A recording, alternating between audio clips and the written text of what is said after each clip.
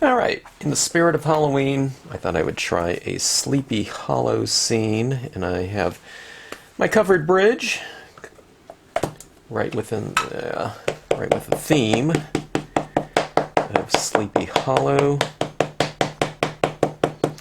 I'm going with a fairly large one. This one's going to be a nighttime scene. I don't want to do it high noon or something like that. A little bit more appropriate in the dark. So I'm just going to stamp this out in black.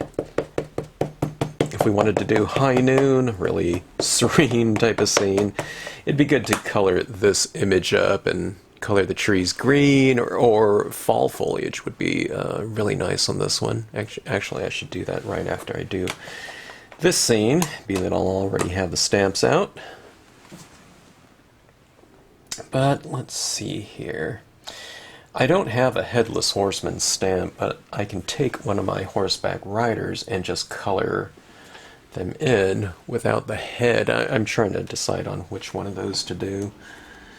Undecided, and I'm kind of trying to figure out how I'm going to do kind of like a pumpkin, kind of like the Disney version of Sleepy Hollow. Kind of like carrying a jack-o'-lantern. I thought that would be really cool. Okay, so we have our covered bridge right there in the corner. And what we'll do is we'll carry this road out where it doesn't fill in. This is a fairly large version of this stamp. I have two different sizes in it. But let's fill in with some additional form. Okay. This is the sedge filler right here.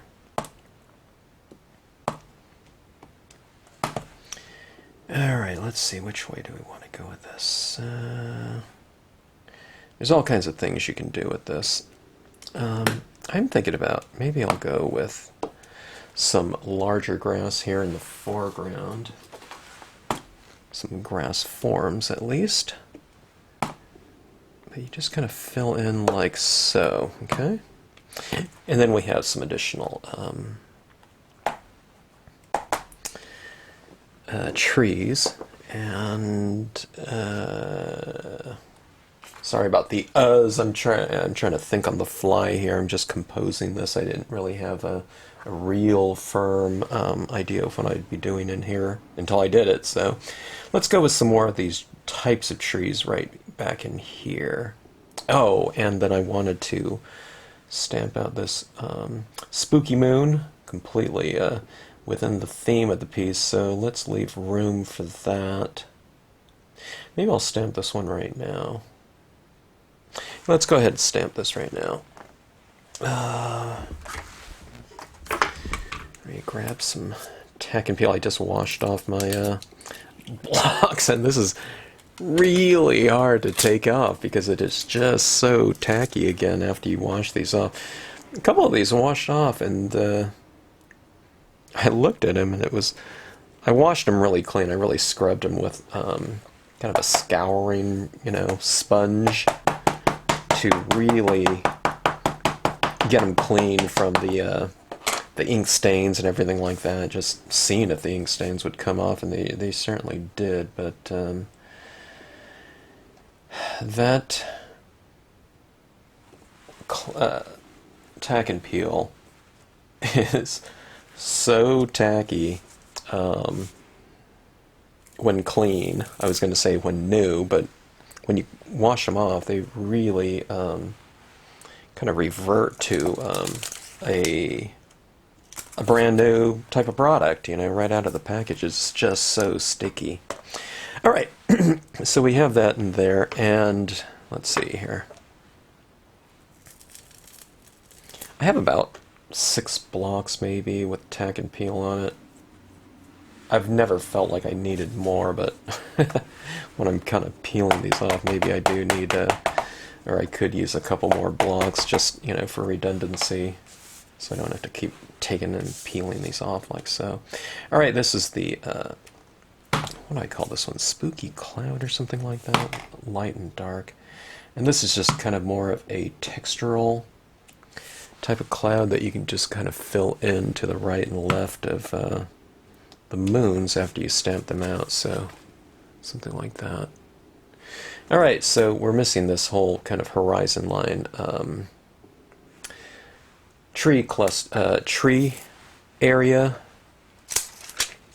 tree line. That's what I'm looking for. It's early in the morning, and I'm usually stamping a little bit later, where I get a little bit more articulate. So I apologize for that.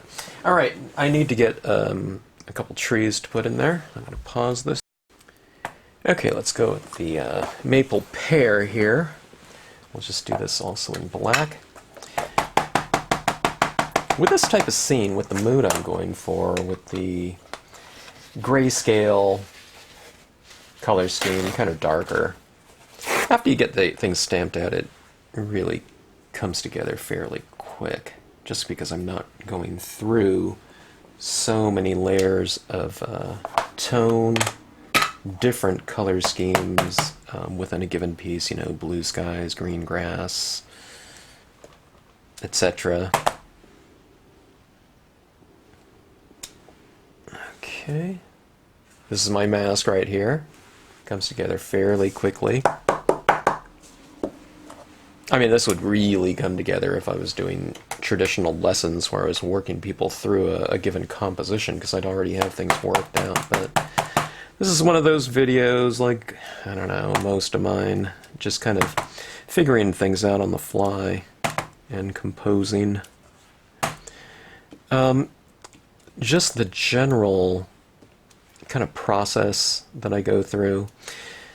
And I did it here. A lot of times I'm not working on a half-page piece of paper here, but what you do is you kind of place your central stamp, your main stamp, focal point. A lot of times, well, it might not be a focal point, but it's kind of the compositional focal point. Okay, it's oftentimes the biggest stamp, and then you work your filler stamps around it. I usually had people kind of pick out a sky figure and their focal point. They stamp those two things out, and then you just fill in kind of the smaller things around it. So if it's a grassy texture, you know, the sedge filler is a good way to go. I had a lot of area in here, okay, and you can fill in with all that sedge filler, but I wanted kind of some scale within this given space, so I just stamped out the grass texture just to give it a little bit more, I don't know, kind of variation within that given space. Okay, now down here, I'm trying to think of what I want to do for my figure, and I think I'm going to leave this open. We can use a little bit more texture down here, but I think I want to stamp my main figure.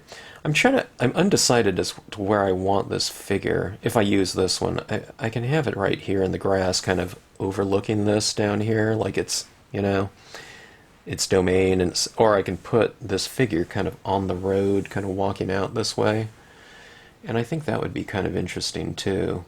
I don't know.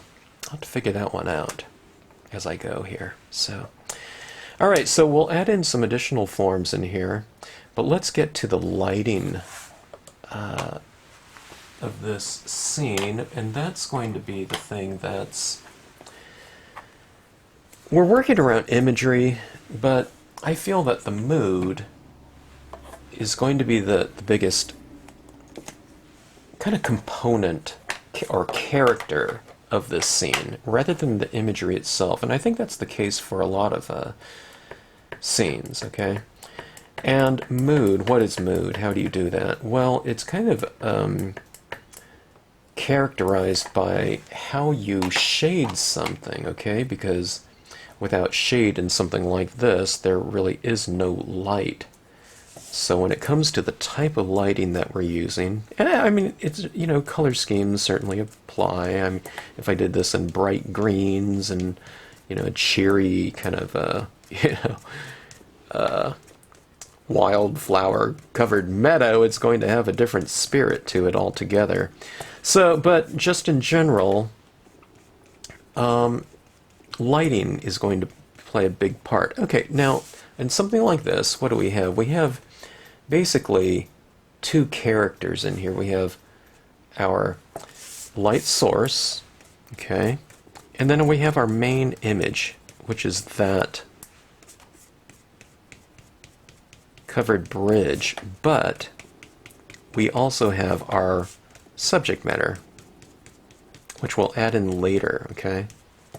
I'm not quite sure where I want to add it yet, but it'll be that Headless Horseman, okay?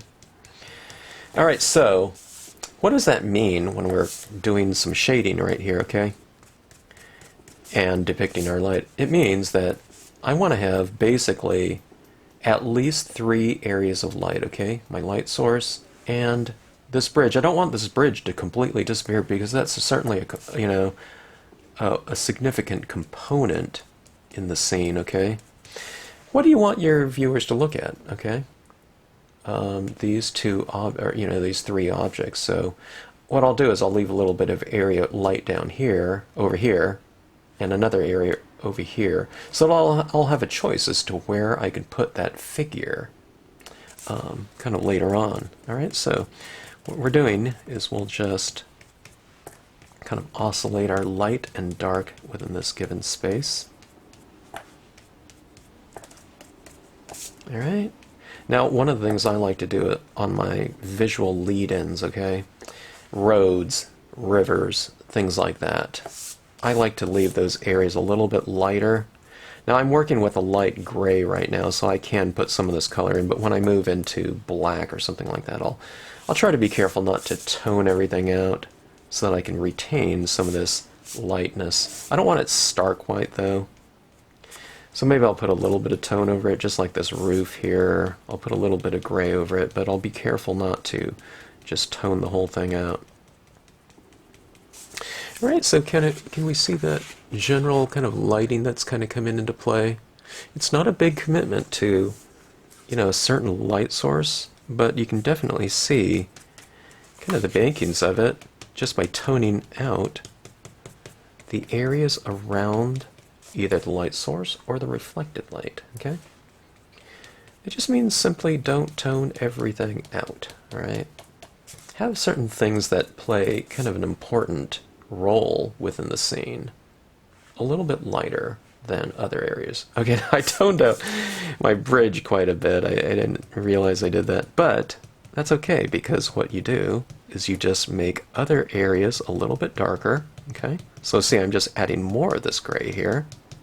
And when I add more of it on the side, what does that roof look like? It looks lighter by contrast, right? But when that roof was the same color as the vertical wall, it looked, you know, kind of dark overall. So you're just playing contrasts against one another. If something looks, oh my gosh, I made it too dark, just make the area around it darker, and by contrast, the thing that you made too dark will look lighter, okay?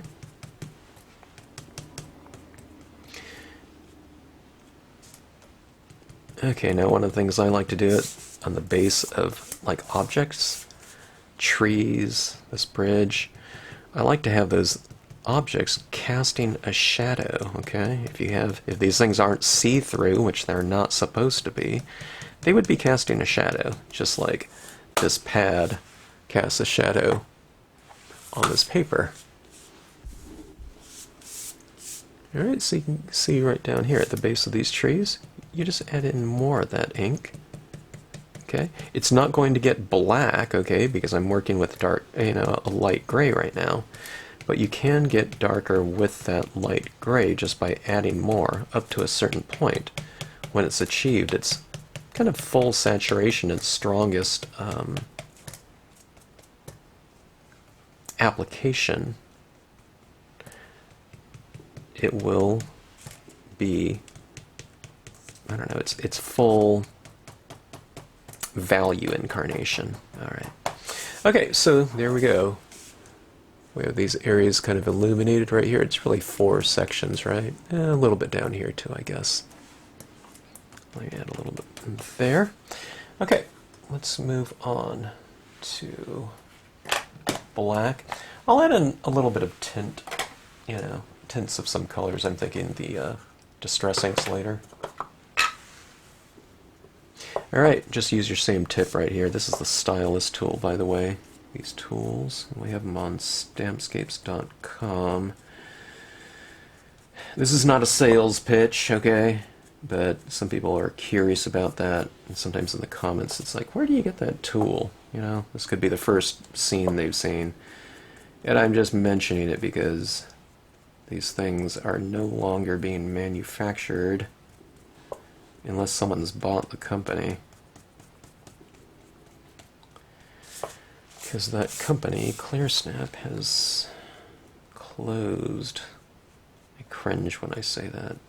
Such a great company over the years for the industry, and I really like these tools. Those innovative companies too. I like companies with original ideas that do their things. Their kind of their rainbow boxes that snapped. Those are really cool.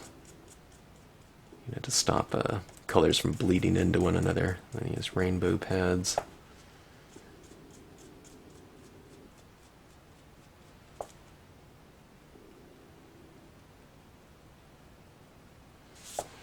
Alright, I'm starting to hit my shadows a little bit more. You can kind of see them getting really developed now, right?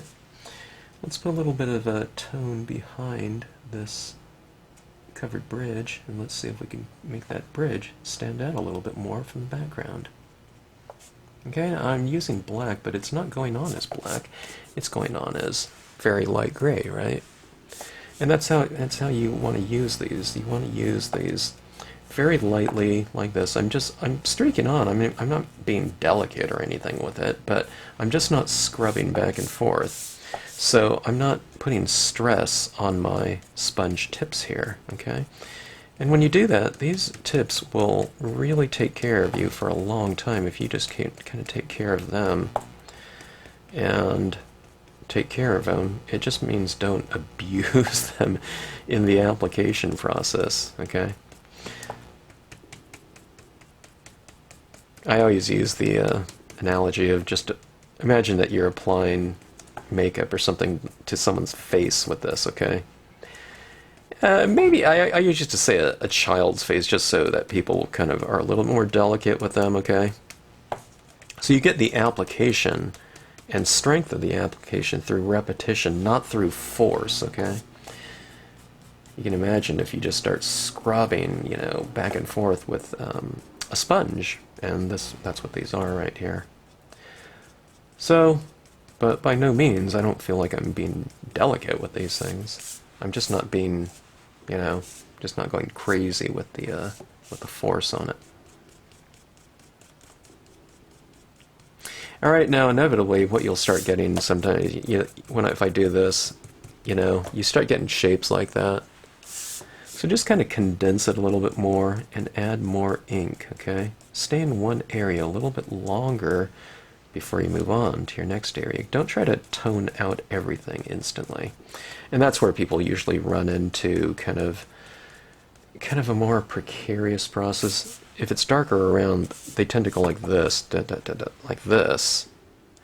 But what I'm doing is I'm just working a given area, like this. Okay? Just work small areas and then really blend out that tone. You can't really blend your tone out if you're doing this, okay? You're getting oval shapes everywhere, which is how ClearSnap kind of conceived these, you know, these tips to be used, but no one used them like that. And therefore, they didn't even use them. They often bought them when they first came out. It looked like a really cool tool, but no one ever used them. But they work fantastic for color applicators. Okay, can you see where I'm really developing my shadows right here?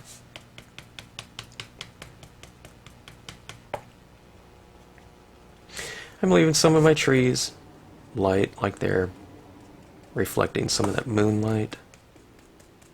Personally, for this scene, I think I want to go fairly dark, okay? I want to really kind of convey this mood of, oh, kind of this ominous presence in the area. So we'll kind of work this until it's pretty dark in most areas. This area right down here is a little bit too light. But sometimes if I just tone in like this, it gets a little bit monotonous, okay? So sometimes you can go for a little more texture. Let's take a ripped paper towel. I was looking for a good rip. This one's almost too straight. Paper towels have a grain to it, so that if you rip across this way, you can see it's real jagged. And if you rip with the grain, it's very straight. I'm going for a bit more of a jagged one, so that's definitely against the grain. I don't want it that jagged. Let's take that bit off right there. And then you have your mask. All right? This is easy stuff in terms of kind of a comparative process to other types of things like masking, okay? You're just ripping paper towels. You're not having to cut out post-it notes and whatever, you know, really careful cutout masks in scenic stamping, or at least using my stamps, which are all designed to be, you know, blended together in a nice seamless fashion and hopefully as tedium-free as possible, as you can possibly get. You don't have to color, you know, keep your coloring between the lines. If you color outside of the lines, I wouldn't say haphazard or anything like that. It's, you know, you want to have a certain degree of direction, I think, unless you're doing something real, kind of like German expressionist or something like that, which I don't really see people doing in stamping. But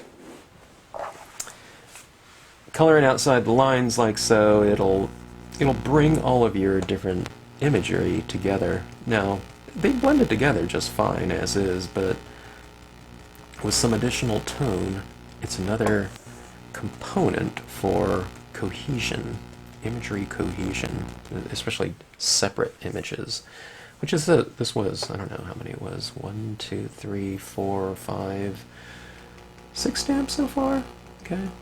And like I said, they blend together if you overlap them, but you know, this extra tone is really bringing things together. That's where a lot of confusion will be with your viewers. You know, if you give them a card and they say, "Well, how did you do that?" and you say, "Well, you stamped it," and they say, "Well, what? You know, was that one stamp? Was it two?" You know, people can't tell where one stamp ends and the other one begins. That's the problem. In terms of the notion of it, or with outline stamps, you can really tell where one image ends and the other one begins because they're outlines. So in something like this, you can fool your recipient and say, "Yeah, it's really hard," you know, or something like that. Not really, I'm just joking, but it wouldn't be bad if, you know, they thought that. They'll think, "Oh my God, you know, it's amazing." But you'll know that you didn't have to mask, you didn't have to, you know, there wasn't careful placement involved and whatnot. and you colored outside of the lines. Alright, so you can see what is happening here in terms of that texturing on there. It almost looks like clouds, doesn't it? So it kind of reiterates what's going on in the trees and the sky when we're talking about these forms. And I think it kind of lends itself to kind of a real dreamy looking terrain. Alright. And through that texture, it did get darker down here. So it's kind of lending itself to that kind of spirit of the piece. Okay. Now it's easy to kind of blend these out if my gray Memento, which is a thicker ink than Marvy. Now some of the black inks, okay, if you're going with the black Memento, you can just go straight in, and that type of ink on glossy cardstock especially really spreads out. But if you're doing it on matte cardstock, where it's a lot more absorbent, you just use more ink and you can really spread it around. It'll have a different look to it than glossy, just because the very nature of the surfaces are different. But you can get some really good blends. You just have to apply a little bit more ink, and you have to kind of stay with it a little bit longer because of that absorbency factor. The more absorbent, the more ink you want to use. Okay, let me go back to this Memento here. I'm just going to use the same tip here. I've wiped off, you know, a lot of that black off of it so far, but I just want to get this toned in a touch more. Sometimes, you know, as I start going in here, it occurs to me, okay, I should have used a little bit more of that lighter tone. Just go back with that lighter tone. You're not going to make something dark light, but you can put another layer of a previously used value or color, or both, back into the piece, okay? So this one's just kind of fleshing out some areas. I do see it where you know, it's lighter and more white. Okay, and sometimes I go back to my lightest color like this just to kind of re-lubricate the page and get it moist again. And why do you do that? Well, it's so that these other colors that you're using over the top of it really spread around easily.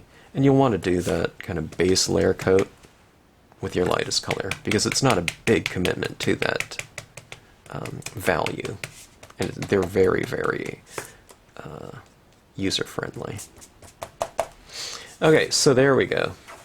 So we still have our kind of areas of illumination right in here.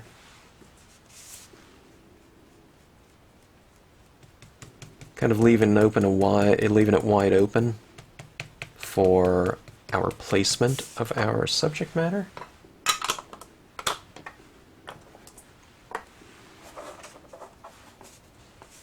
I'm almost thinking I should have done this on an 8.5 by 11 so I can use this as a secondary scene for my kind of, it could be a series or something like that, or a triptych of a, you know, Halloween type of theme with my It.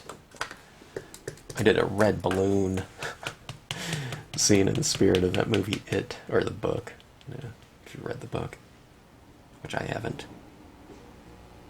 Okay, a little bit more on this. I thought that rooftop was a little bit too light, so I just put some of it in shade, and I have that light right there. Oh, okay. I didn't color my bridge at all, I don't think, with black. Let me go back into that now. See that kind of dark vertical side like that? See that variation right there? I think that looks really good to vary it like that. Okay? So that's one of the differences between coloring a lot of times, how people color. They'll fill in a whole space, okay? Or a whole object, or space within that object. All uniform, but the difference between coloring and lighting is just to oscillate things a little bit more. Have some areas that are lighter, and then apply your darker tones kind of more, a little bit more selectively. And suddenly you have kind of variation, which means kind of shadows, light and shadows, right?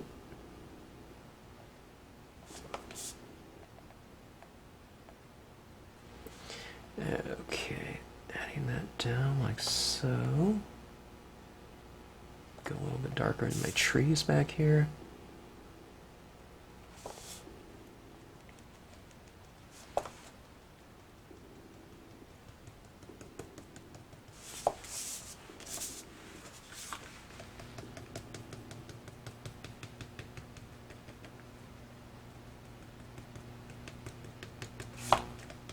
Let's go darker down here in the foreground too. I want to do these little white gel pen dot eyes, kind of in the shadows, kind of like those cartoons, you know, where you always have these, someone's walking out in the woods and all of a sudden all these little eyes pop up, you know, these, I don't know if they're not bioluminescent, I forget what you call those, that thing with the terminology for those kind of that real reflective type of quality in nocturnal animals. Alright, so we gotta make these areas a little bit darker.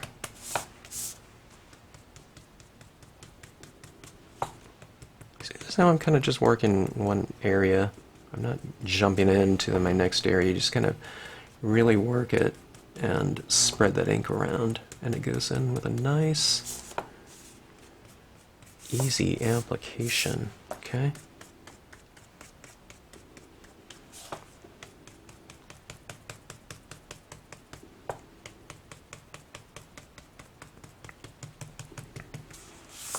Yeah, that's really starting to cap off the top of the scene. I really like to go darken my four corners for framing purposes. I don't think I'll do it here because this is part of the road and I want that to be light, so that'll be a visual lead-in right there.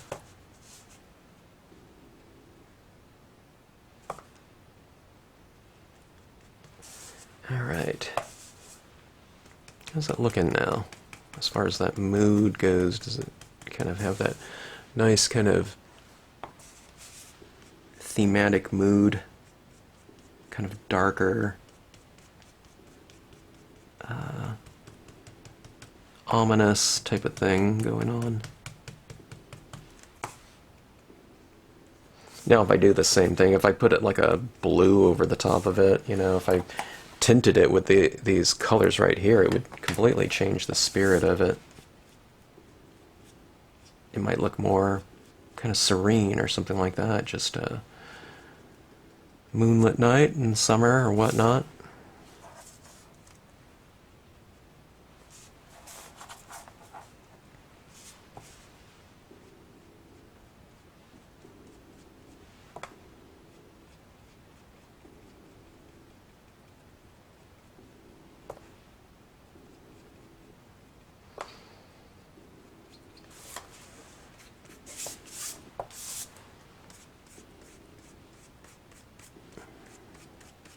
Sometimes when I'm layering these tones over here, it goes on dark and then it seems to like it's almost drying lighter. Maybe it is. That's when I spray my scenes, a lot of the values that it seem to dry lighter, they get lost a little bit. So that's where we spray seal our pieces, you know, just to to recover. Well, I always say it's not really recovering it because we never really lost it. It's just kind of buried underneath kind of a film of a lighter kind of frosty film.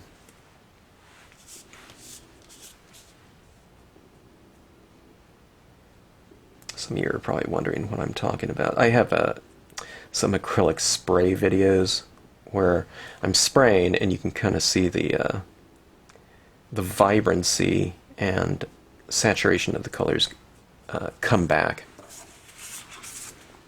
in scenes that have dried, inks that have dried specifically. Okay, so I'd say that looks about right. Okay.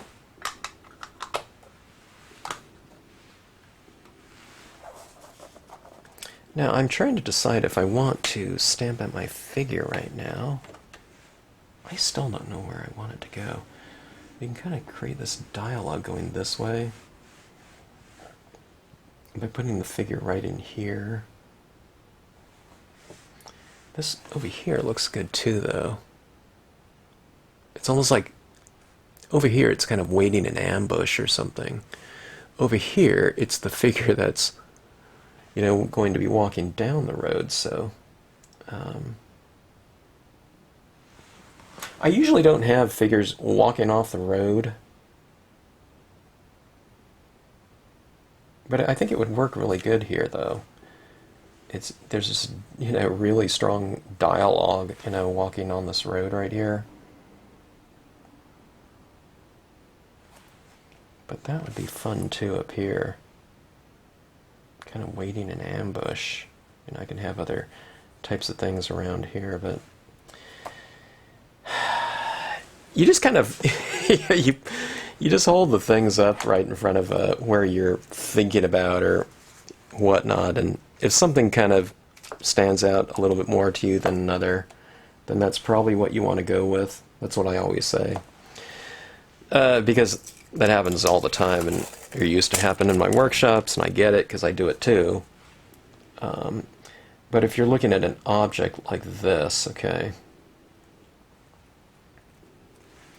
and we're looking at it from here, where do I want this, you know? And they're looking over here, back, forth. Well, I don't know, just kind of put something there. I know this is not indexed on this side, so you can't see the form, but you know, you hold things over, and if one thing kind of stands out a little bit more to you than another, then that's probably what you want to go with, just in terms of your instincts. So I'd trust your instincts. Now, if you just really nothing is coming up, then it probably means that you really don't have a preference as far as the placement of it goes. You might kind of read it as kind of like, I don't know. And I get it, because I'm, you know, I go through the same things too sometimes. But it could also mean that there's just really, you know, your gut instinct, you know, you don't really have a preference. So just do whatever. Just make a choice, you know. If you do one thing over another, it doesn't necessarily mean that was the right choice and that was the wrong choice. It's more of just a matter of, okay, that was one choice, and that's the one that you went with. All right, now this is the Lady Rider stamp. All right, so forgive me. I'm telling her, asking her to forgive me. But we're gonna stamp without your head here. But we promise we'll give you a pumpkin. Okay, so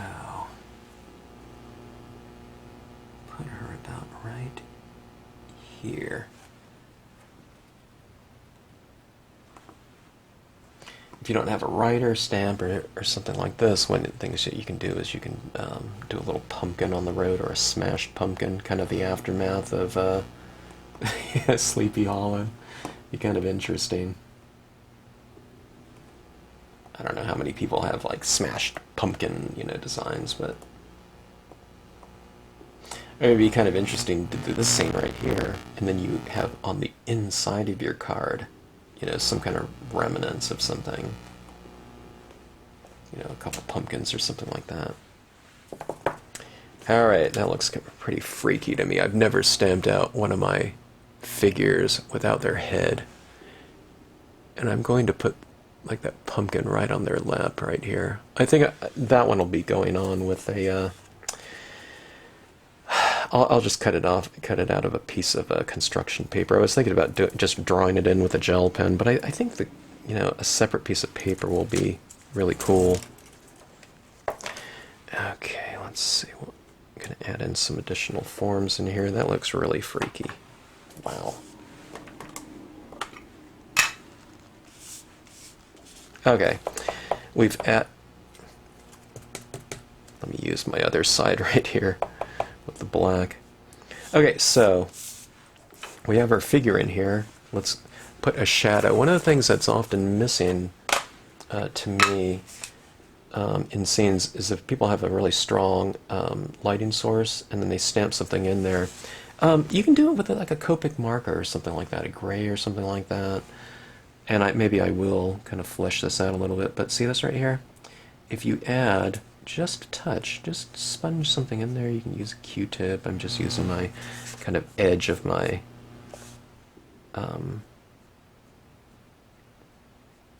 stylus tool tip right here. I'm just kind of casting a little bit of a shadow like that, so it's a little bit darker right underneath the form, okay? And I'm just kind of, the lighting is coming from this way, so see, I'm casting my shadow, I'm dragging my shadow kind of more this way, okay? Don't worry about the shape of it too much. I'm not doing a super accurate version of that shadow right there. It probably wouldn't look like that, but who cares? It's anchoring the form down now. Do you see that? Doesn't that look kind of a little bit more settled into that space when you add that shadow like so? And you can just kind of keep developing it. You know, the darker you want it. It doesn't have to be so dark, but maybe I'll change it too. It doesn't have to be all uniform. You can have the shadow, as it would be, a little bit darker, and then right underneath, and it kind of starts to break up a little bit, and it's lighter that way. Okay? So strong shadows, especially in a scene of dread.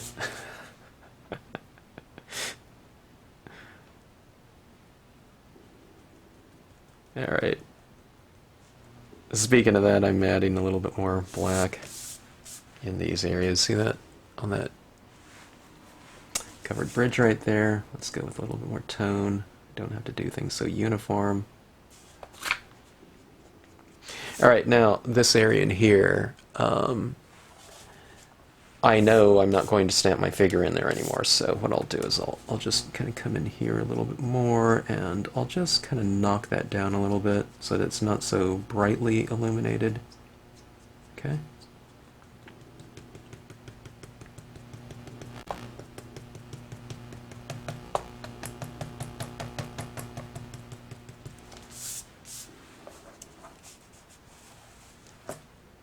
Wow. That is a place that I would not want to be. One of the things I've said about landscape stamping is that you can kind of put yourself into the position of viewing your piece kind of on a subconscious level when you're stamping out a scene. So they can be very transportive in terms of a genre of stamping and your scene in general. When you're doing it, you can kind of get lost in the space during the process when you're making it, and I guess in viewing it too. But on this one right here, it's definitely kind of looking from the outside in, more like we're watching a movie. Unless you'd really like to be there, okay? I don't know, my sister used to love kind of horror movies and whatnot. Probably still does, but I don't know. I think she used to say she wish, she would like to kind of visit and like a haunted house. I don't know, it sounds familiar. I think that's what she used to say. Love the horror.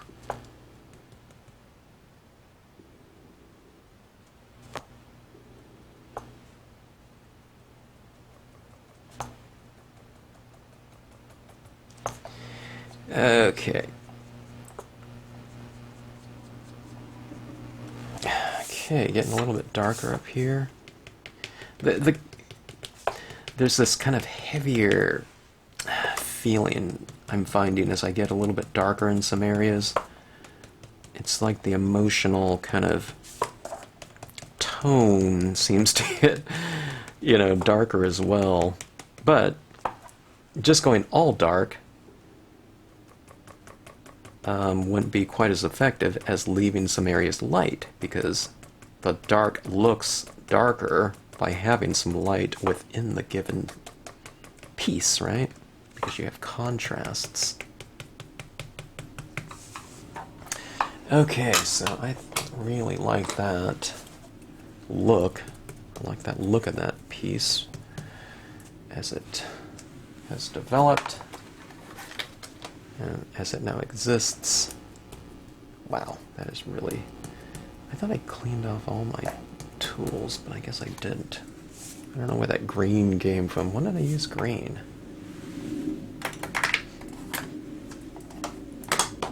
I thought I just cleaned all my tips, but it's last week and I've probably gone through the whole lot of them again.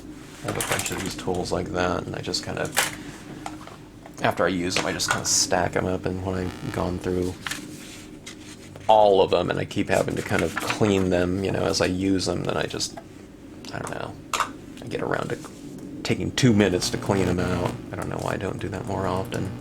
I guess because I'm a stamper, right? Okay, antique linen. Let's give this kind of a little bit of an antiqued look. Love the distress inks for that purpose, of course, because that's their purpose, you know, is to give, you know, those kind of that aged looking tone to you know, whatever you're applying it on.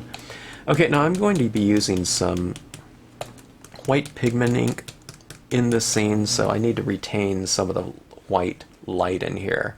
Okay, so I'm not going to tone out everything. I'll try to hit primarily the darker areas, but where there is some white on there, in other words, I will leave some of that white in there, because you need white light in order to have this kind of a white misty effect going on, because you're saying that white light is with, you know, in this given space by applying white pigment ink into it. Okay, so don't tone out everything when applying this way. Look at that great looking look, though, doesn't it? Kind of look a little bit more, you know, a little bit richer in terms of a color scheme, because one of the things that you're doing is you're introducing temperature into a temperature-less scene up until that point. Okay, it almost looked cool in some ways, but the gray that I was using is more of a neutral. Let's get some of this into the bridge.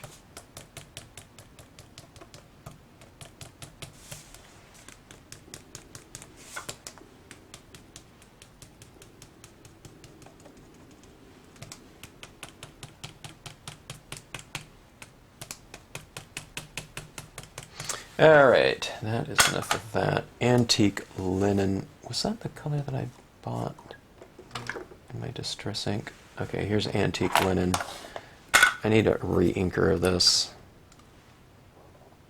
Antique linen is a really light value, okay? Let me try it a little bit more here. It didn't change too much. I guess I did get a pretty good saturation of it. Use your re-inkers if you have them. If you're doing a lot of coverage of certain types of inks, just use your re-inker. You can get a lot more coverage with, you know, one big slathering of it like that.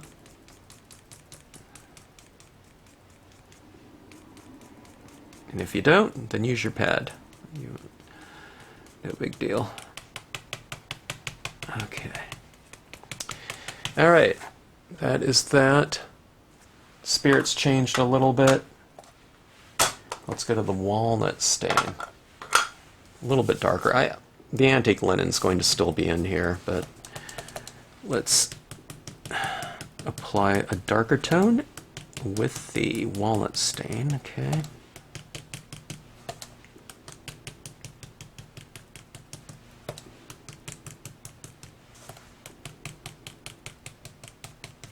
I always loved walnut inks, not not stamp form, but that's what they use in like sketching and drawings and whatnot. I kept a walnut stain ink, you know, little reservoir. Not the distress inks again, it's real walnut ink.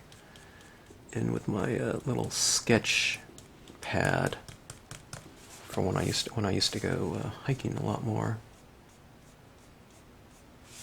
I always carried my camera too, but you know, it's kind of nice to do field sketches as well.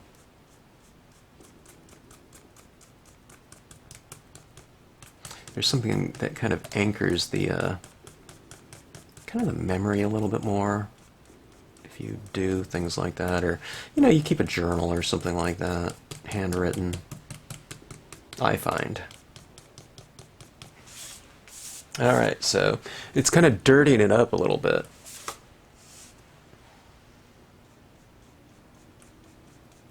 Which for this scene, that's, you know, not a bad thing.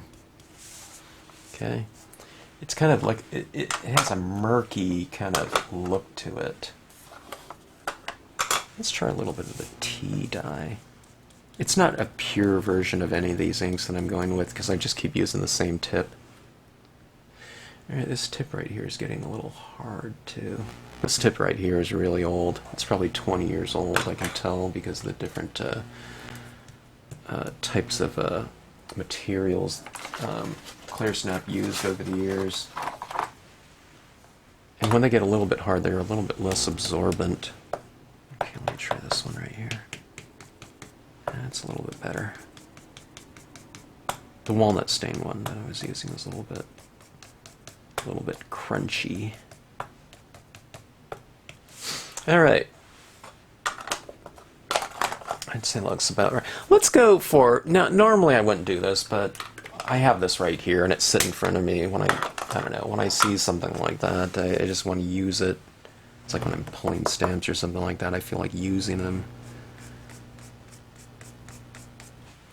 Alright, so putting a bit of this green into this grassy area, just for a change of hue or a slight twist, a tinge of a different color.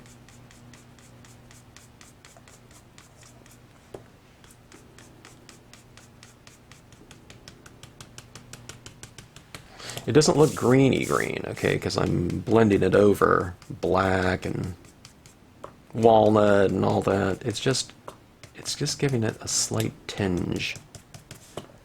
Yeah, you can have some of it up in the trees too, maybe, the bushes.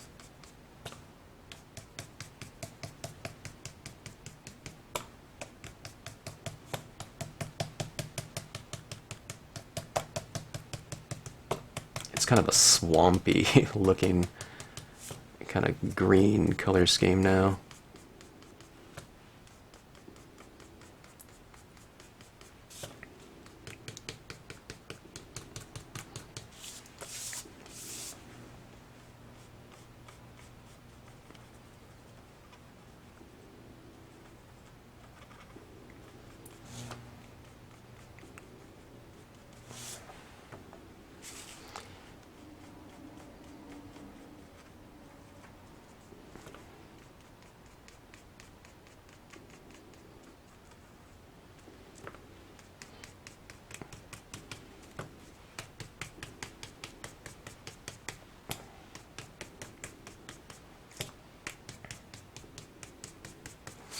Alright, there we go.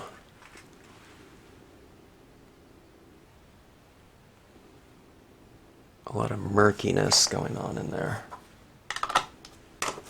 Okay, now after I've done that, let me try something again.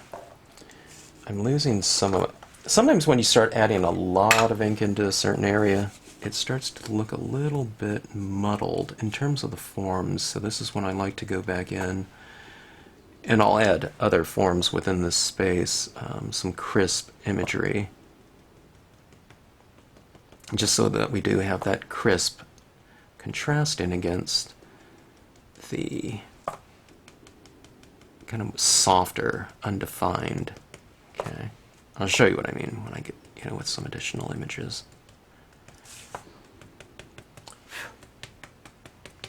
Okay, I'm going just in black with the black again.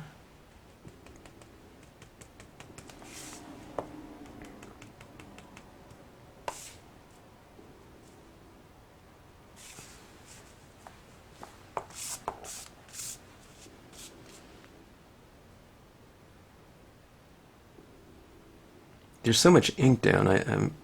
The consistency when I'm applying it is really nice because it's really spreading around nicely. It's like I'm going wet into kind of a damp surface. Okay, so I can really spread the ink around. I'm not getting like a hard edge like that that's fixed. I can put this down like this, and I can really kind of spread that out in a nice smooth fashion.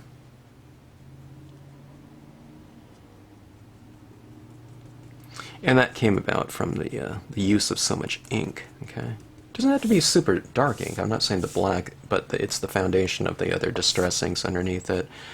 It's kind of the paper's kind of achieved almost a super saturation. Not quite, but otherwise these inks wouldn't be applying on it. But in some areas, it's pretty damp. All right, that looks good.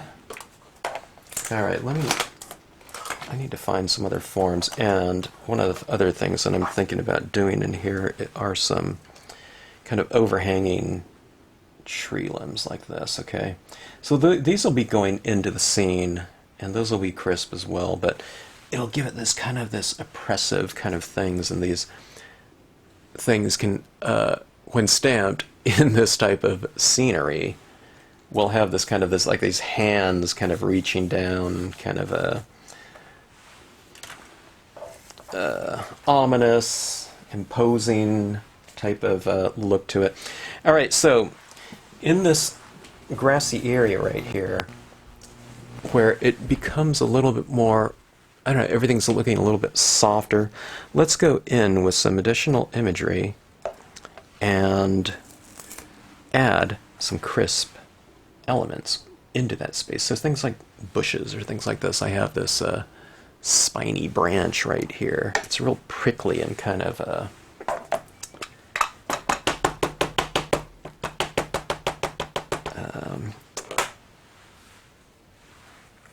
uninviting. Is that a word?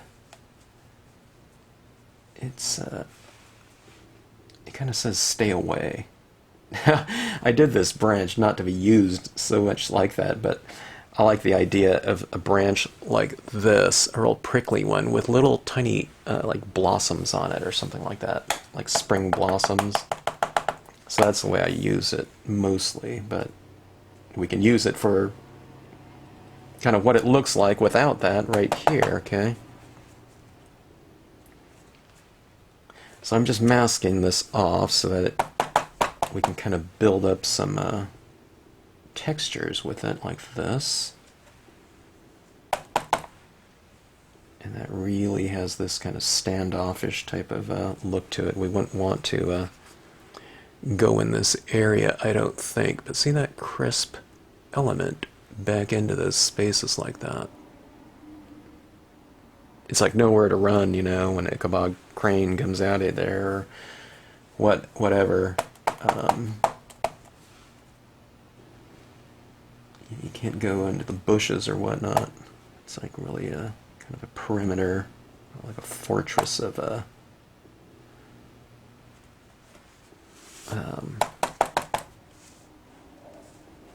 needles or something, you know.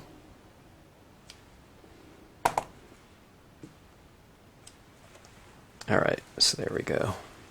It changes the feel of it in some ways, doesn't it? Or it enhances it, I would say. Well, look at that. And it's just using the same image over and over throughout that piece right there.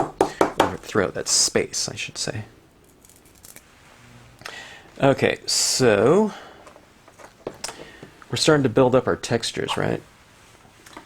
Let's address this road now. I was mentioning that it could use a little bit of extra texture, but I wasn't quite sure where I was going to stamp this figure, you know, in the beginning. So now that I know where it is, I'm going to add in some extra textures. Here's these rocks right here. I think I'll just do them in very light impressions, okay? Because I don't want it to take away from my horse in here. So there's here's one impression. Here's two. Let's go in for a third right back in here. It should stamp out much lighter. See that, like that? So I'm taking advantage of the drier aspect of it and stamping out a lighter version so it looks like it's farther back, right? So this is second, third. I don't know if I can get a fourth impression out of this. Let's try. It should be really light though if I do. Yeah, well, it looks pretty good. Okay, so see that right in there? I don't know if you'd have such big rocks on that thing, but they're kind of pressed into the road a little bit more, or maybe this is a abandoned road. Okay, something like that. So I'm going for various kind of impressions of it to give, you know, just a different look to that one stamp. So it doesn't look like the same one either. You know, you've just kind of layered it in different values, and that lends itself to a nice varied look instead of monotony and the same. Okay. All right, I like where this is going so far. Those birds up there might look kind of interesting. I'm going to do it. Why not? Wasn't thinking about it, but why not? Yeah, that looks good. I think right there. Seems within the spirit. I just used it on a very happy piece on my previous video and scene. Stamp them in here, you know, stamp them in a tropical setting with beautiful clouds and everything. They're gulls. Stamp them right here and they're kind of like, I don't know, ravens or something like that. Okay, so the Spanish moss, I think it's time. We'll just use a small portion of it, I think. We'll see. And we'll have this in our foreground. Oh my gosh, this is a full sheet right here of tack and peel for my largest stamps. And when pulling off that protective covering, it's maybe a challenge to get off of there. Alright, okay, now put on the brakes. This is what I always forget to do. It seems like I do it every time I do one of these videos here. I need to add in my Hero Arts white pigment ink. It doesn't have to be Hero Arts, that's just the one that I'm using now. Clear Snap, you know. I used their Frost White for years, but I might as well use the Hero Arts one since they're still in business. Alright, I'm going to add those kind of atmospheric effects before I get into some versifying foreground impressions in here. So, let's get to that. Alright, I love doing these things anyways. I'm really starting to... This is my new tool right here. A cotton ball. I always used Q-tips, right? Perfect applicators, but if I have a lot of area to fill in, why not go with, you know, something that's wider to begin with, alright? Alright, so here's my almost daily kind of explanation of how to use this. Any type of pigment ink application if you're going for a foggy, misty feel. If you ink this up and your pads are like mine, they're super juicy. I'm talking about pigment ink pads. You'll get a big blob if you try to apply it just direct from, so you need to kind of blot off your ink and applicator with ink on it until you get the right consistency that you want. I'm getting a little texturing in here. I should go get a new cotton ball. I'm being lazy right here. I'm just using the same one. Alright, see that? all that ink coming off of there. There's a lot of ink on there, especially that's the first one. Alright, now this is what I'm working with now. What happened to all the ink? Like, there was some and then there was like none. Okay, it's just in different areas on here. I don't know, it's like... okay, here. This is what you have to go through, though, sometimes, okay? Alright, let me dab in there again. Get a little bit more ink, okay. So you want a real dry brush application. Like, say, watch this right here, see? 1, 2, 3. It's almost barely visible, okay? That's what you kind of want. Now, see, the more I go, the more it appears, right? That looks like fog. This does not. This would be some other type of thing that you're doing, you know. But if you want kind of a more misty kind of feel to it, you want these applications to be translucent or practically see-through in some areas, okay? All right, so let's take a look and see what this looks like when applied.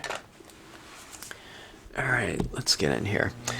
Now, where do you use this? I use it where light meets dark, okay? I don't use it over here in the darkness because no light is over there. So there wouldn't be this illuminated mist that you can see. So this area right around here is, you know, pretty light still. I didn't tone it all out, so I'm just adding some of that in. I won't use this cotton ball for everything, but just kind of in the larger areas, okay? And can you kind of see where I'm adding that in? It looks softer, right? And this is not a precarious type of process right here because it's adding in so little at a time. It's not like I'm going to go like this, like that. Oh my god, I messed up, right? So you just kind of add it, you know what I mean? 10 taps and you start seeing something. That's a really good application of it. See that right there? That's your mist right there. So that it's never precarious if you just take off most of the ink, okay? You're not going to leave blobs. I leave blobs sometimes still. You know, you saw me do that, you know, and I thought, you know, I took off enough, but I didn't. And so I completely get it. But sometimes when people start applying it and they don't see anything, their inclination is to press harder, and that's what you don't want to do with, you know, your stylus tools and whatever. So this area is still a little bit light down there. I've retained a little bit of light, so I can put some fog down there if I want to. And what a perfect place, right down there in the water, right? So that's kind of that fog machine type of look to it, you know, that's, you know, or you can say it's like nature and fog out in nature.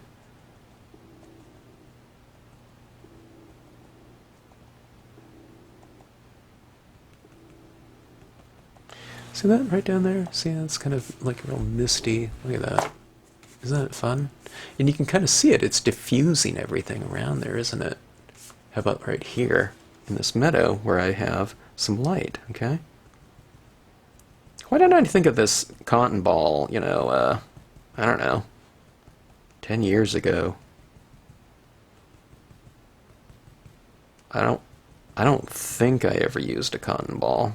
I used cotton at the end of a cotton swab, but I don't know. Slow learner.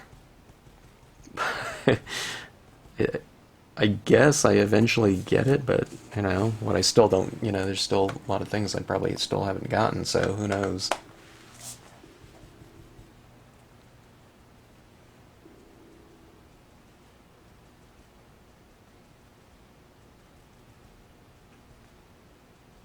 Okay, I'm putting some into this on the inside of the covered bridge. Doesn't that look a little bit more kind of, I was going to say mystical. It's, I guess, something like that. It's got that weird kind of entry point, right? It's supposed to be, you know, for this this setting right here. All right, now let's do something here before I get to around the horse. Let's do that horse in purple. It has that feel, you know what I mean? If you watch a like Disney movie, You know, often those kind of darker things are like blue or purple in the dark. Ooh, that one's a little bit too, you know. Well, maybe I can add some of it down, then I'll kind of blend it out. Okay. So my horse is getting a kind of a purplish treatment, violet treatment. And I'll go to, that was a little bit too dark.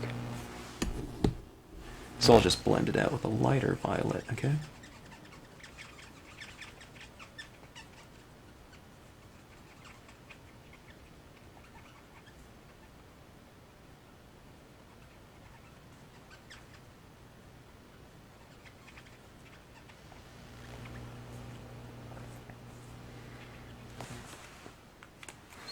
I wonder if I could draw a cape on this figure. Let me get a Sharpie pen. Let's see if I have a extra fine Sharpie somewhere. Alright, I'm going to pause. Okay, I have my Sharpie pen here. And, I'm trying to decide, am I going to just freehand this in, or am I going to, yeah, let's just freehand it in. I'm just adding this cape like this, and just go like this.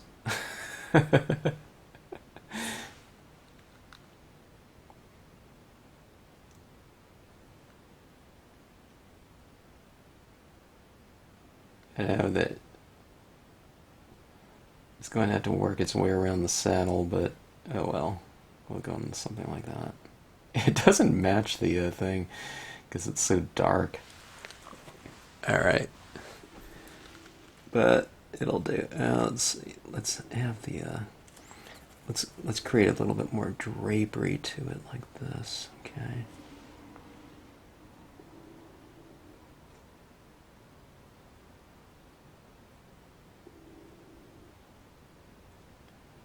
Alright, I'll do something like that. When I spray this, it should bring back kind of a little bit more cohesion. But, alright, now what side of this cotton ball was I using? I lost it.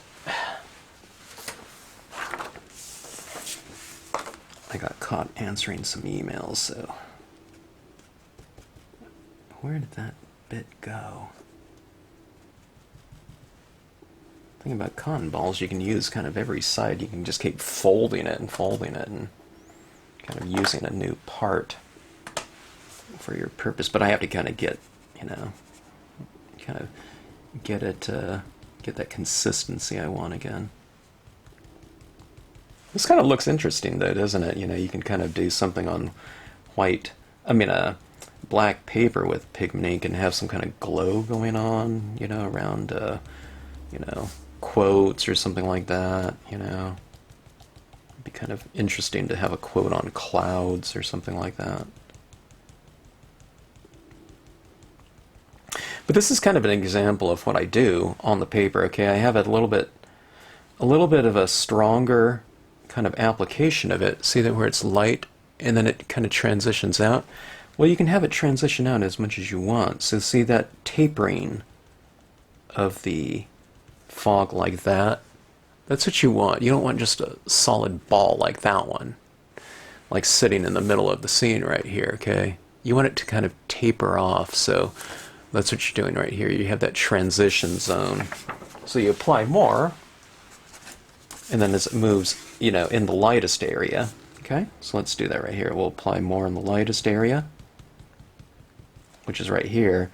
And then you just kind of taper it off. I mean, the whole area right there is really kind of light, but let's taper this off, like into this area, okay? So see, I'm just using a little bit less, a couple taps.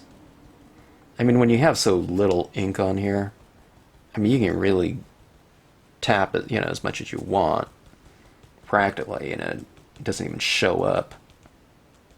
I mean, it is showing up, but it's not a precarious type of thing. See, I have to really kind of concentrate it there for it to really start showing up. But then that's what you want, though, because that means control, right? Again, I am going a little bit harder now, but I'm not doing it right when it's freshly applied. It's just very, very dry on here. I'm barely getting anything off of there. Okay, let's put it right around that moon now, okay? And the birds will receive some of this treatment too.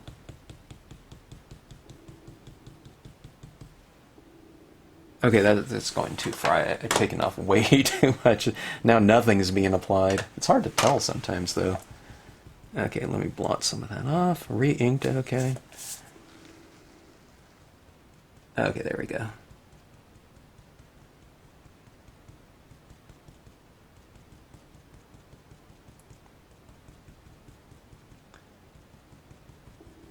Now look at that. Isn't that moon kind of glowing a little bit more? Have these areas of trees. The trees are kind of glowing as well. The reflected light.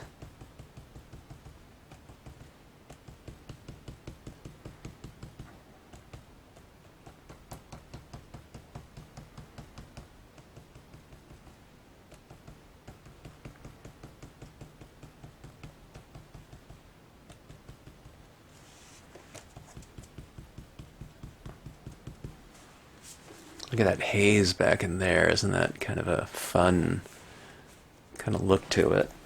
All right, now let's add some of this around this horse and horseman.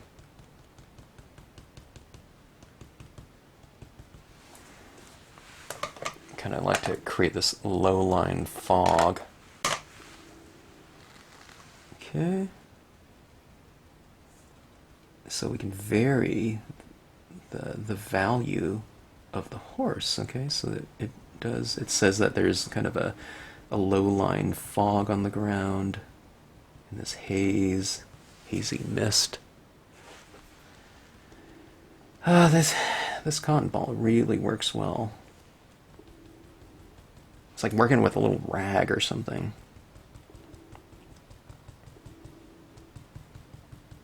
Someone will come out with like a purple cotton ball or something like that, you know, or they'll just repackage it and they'll call it like a mist applicator or something like the misty. I don't know what would be a good name for a mist applicator. I'm just joking, but that's what happens a lot of times in the industry. They just kind of someone just repackages something, you know, sponge from you know, cosmetic sponge or something like that, or they have the molding done in pink or something like that instead of black, and it suddenly becomes this whole new tool.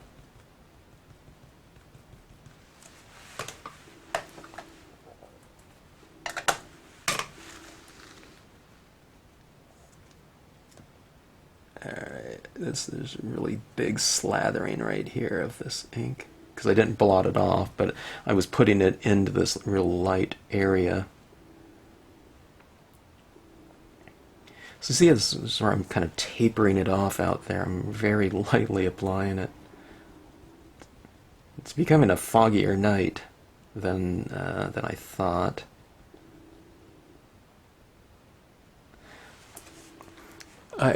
Ooh, that is really foggy. Let's see.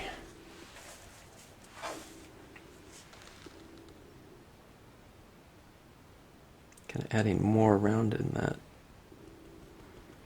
covered bridge. Maybe we can make it look like it's, you know, emanating from there, maybe. Huh. That kind of traveling down like so. Alright, the thing that's going around in my head is, I gotta add that pumpkin in there at some point in time. I'm wondering how that's going to go. Alright, let's go back into our figure right here. I'm gonna add a little bit more tone into it. Just because that cape really kind of, stands out very strongly. I think it will kind of blend in all more, or a lot more, when I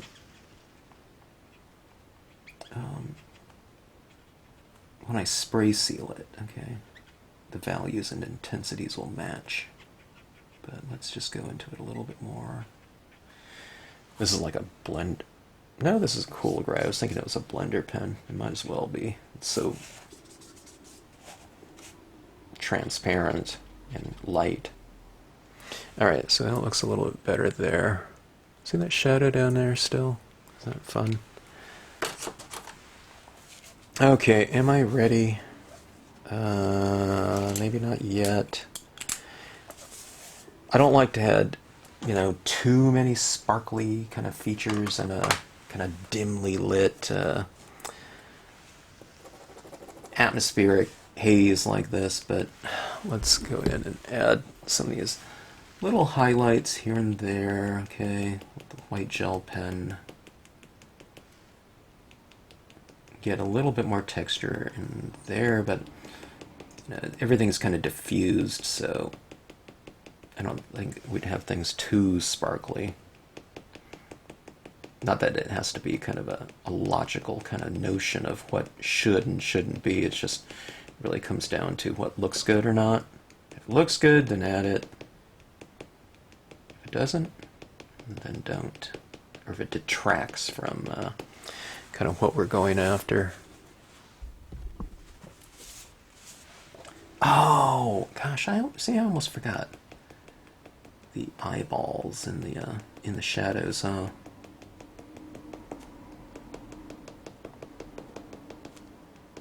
I get lost in my scenes. Not really so much like a quick scene, like a 10-minute one. Yeah, maybe a little bit. It's more of like, I like looking at it after the fact. But like in a 10-minute scene, it's over and done with. But in something like this, you kind of get lost in the fog and whatnot, or in the process, especially in doing like something like these little dots like this. And what I'm doing is I'm looking around for little highlighting opportunities.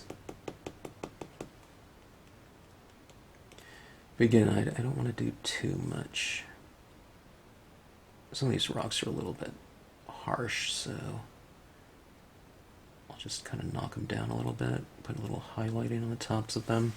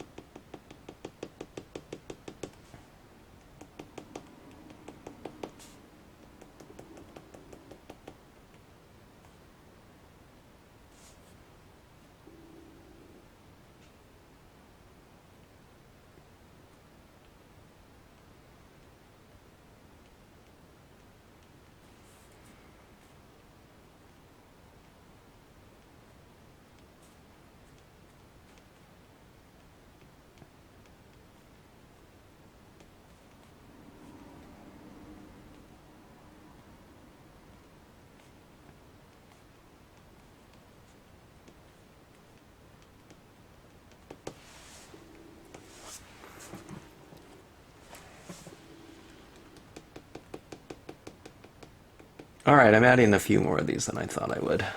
It's just really fun to do.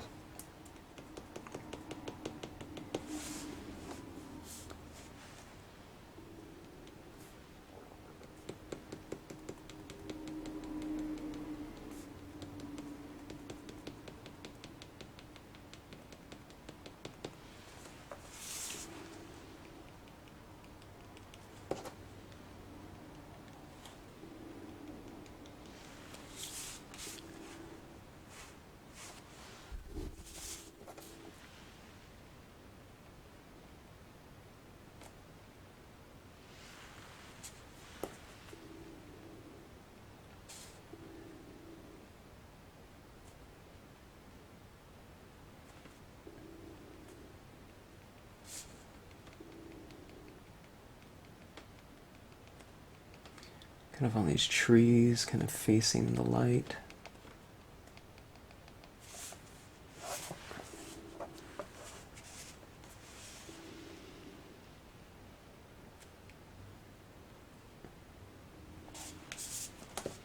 Maybe bring out the fence a little bit more.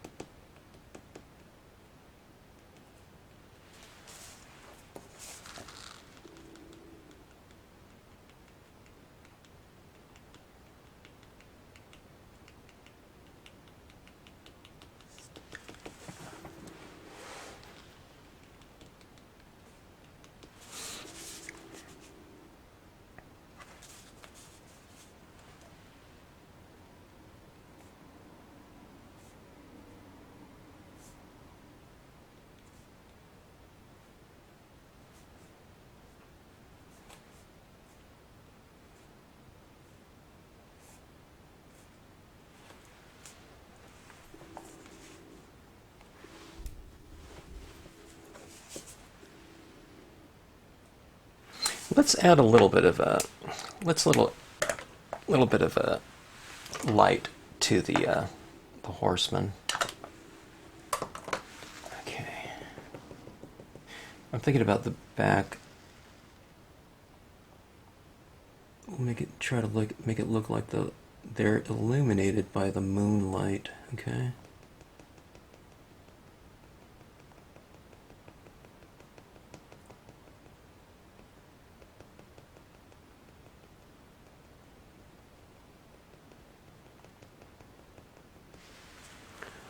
So that right there, they just kind of become a little bit more a part of their environment that way. And I guess they're kind of a legend too, so maybe having them kind of a little bit more vague, maybe.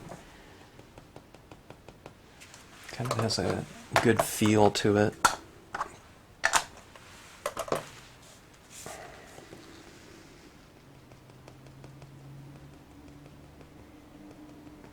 Kind of diffusing the legs a little bit more. It's like maybe this apparition or whatever is kind of rising from the mist or appearing in the mist or as one with it. I don't know, whatever. From a visual standpoint, I just think it looks cool.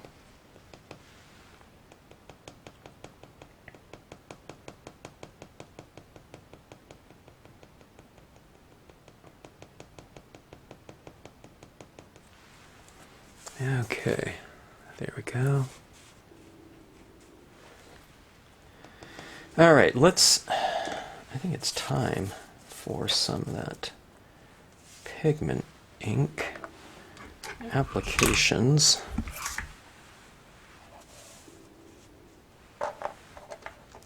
So,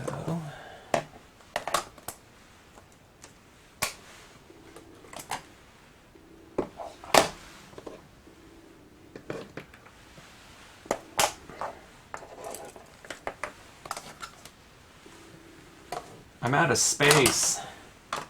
It always happens with it.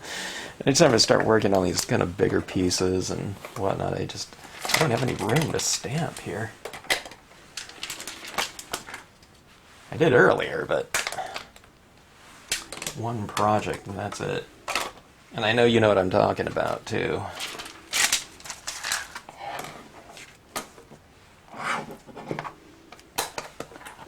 If you're a stamper. Okay, so we have Spanish moss, good for swampy things. You can do kind of a romantic kind of southern house or whatnot. This isn't inherently spooky by nature or anything like that. It's just how you use it in context. Just like those seagulls right there. Those seagulls were,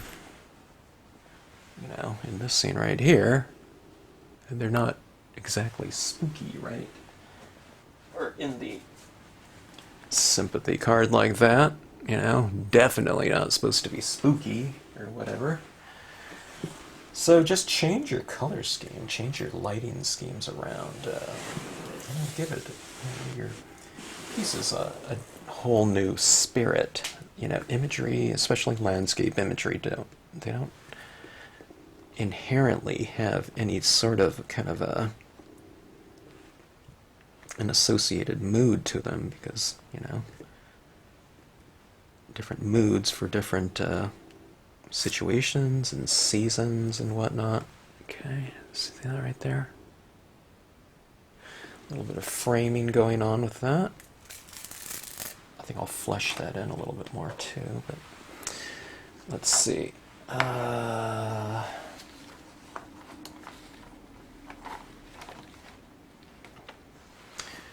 Oh, come on, where's my other one? Oh, okay, here they go. I pulled all these things out earlier, knowing that I'll use them, and I kind of lost them. Okay, that was the Spanish moss, right.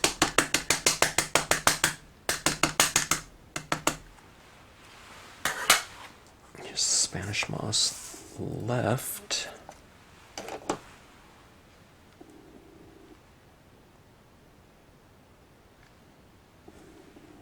I'm trying to think of where. Okay, I'm just going to use a little bit of it, and it'll come in over the moon, part of the moon. I want some of those birds to be showing too, but I'll come in like that. All right. And then we'll have something over here too. Maybe a longer piece, I'm thinking. Composing, figuring it out. Or I don't think so. Let's leave that like as is. Let's go for a little bit more variation, I think. But undecided. Exactly. Let me see.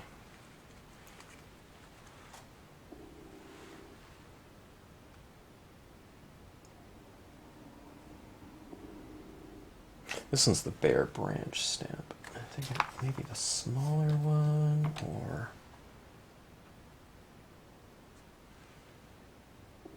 let's go with this one right here.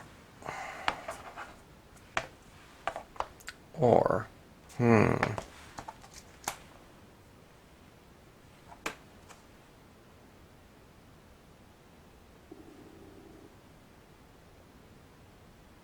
leaves, I think. Leaves.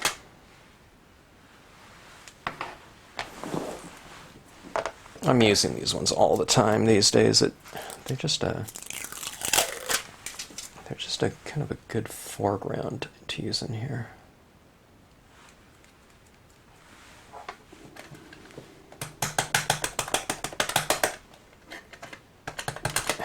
I added a ton of detail in these ones too, so they work really well for a variety of situations. Okay. I just want this to be kind of a real thick environment.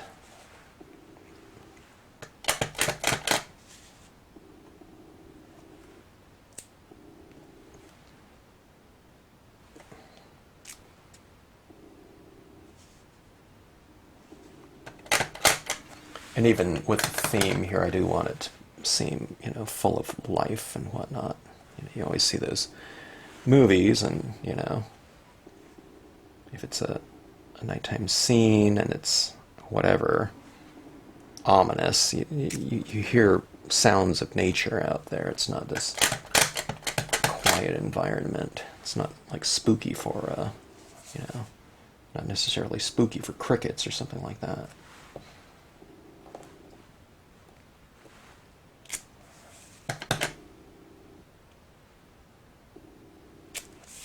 All right, there we go.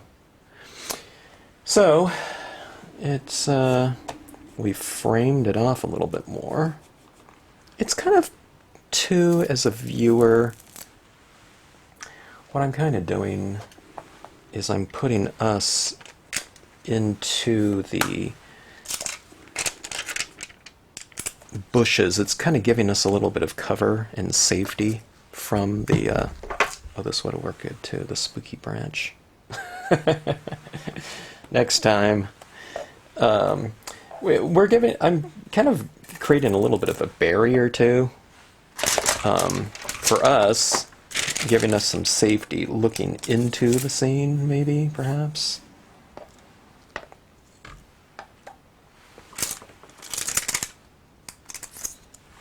All right, let's go to some of these reeds here.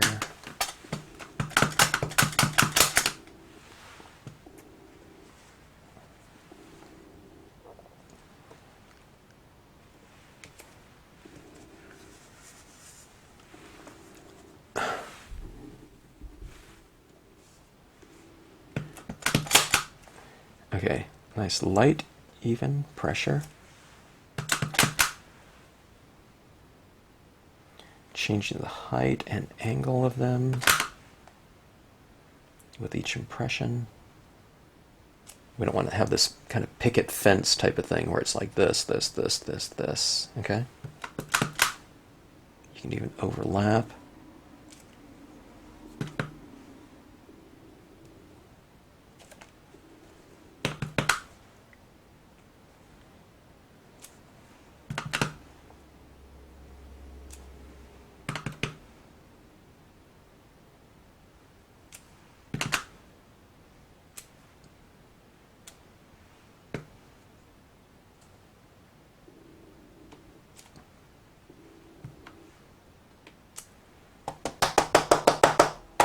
Looking down into the scene, this is a VersaFine right here. It's really, really black and very thick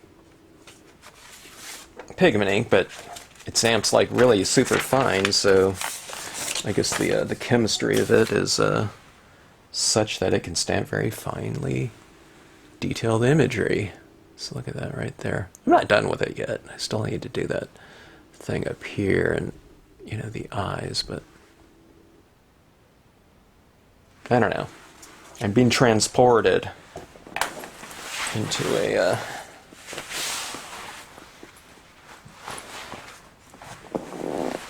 location. Okay, so it's getting hot in here with my studio lights. Okay, so let's go in and add those fun little touches in here. Let's go and add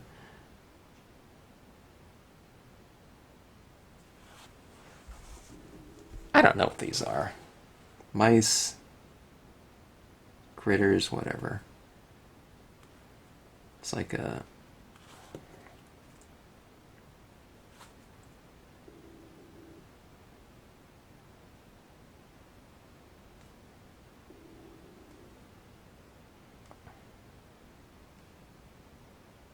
it's like a cartoon type of thing going on.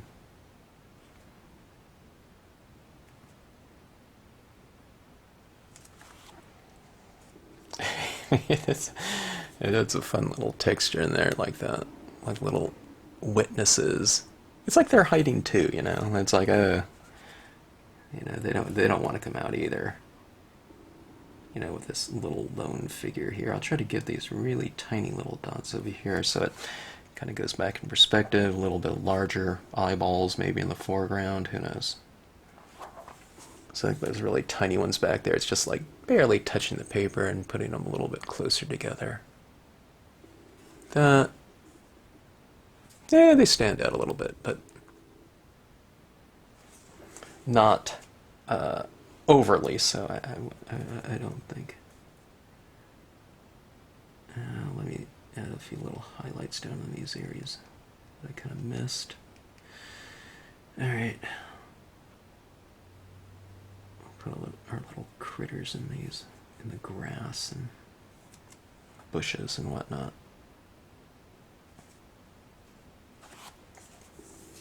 I don't think I want to add any back in there. It's just too dark and too far away. I'll put one right over here in the grass, right in here.